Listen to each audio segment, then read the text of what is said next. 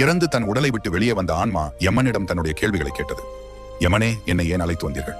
அதற்கு யமன், மானிடா, பூமியில உனக்கான நேரம் முடிஞ்சதுன்னு சொல்றாரு.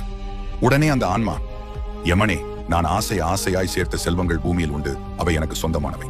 அதற்கு யமன், இந்த செல்வங்கள் அனைத்தும் நீ பூமியில் மகிழ்ச்சியாக வாழ்வதற்கு உனக்கு கொடுக்கப்பட்டது, அவை உனக்கு சொந்தமில்லை, உன்னால கொண்டு வர முடியாதுன்னு சொல்றாரு. அப்போ ஆன்மா, யமனே, என்னுடைய மனைவி குழந்தைகள் உள்ளனரே, அவர்கள் எனக்கு சொந்தமானவர்கள் தானேன்னு கேட்க, அதற்கு யமன், இல்லை மானிடா, அவர்கள் அனைவரும் உன்னுடைய மனதோடு தொடர்புடையவர்கள், உனக்கு சொந்தமில்லை. நீ வாழ்ந்த உடல் கூட மண்ணிற்கு தான் சொந்தம் அப்படின்னு யமன் சொல்றாரு.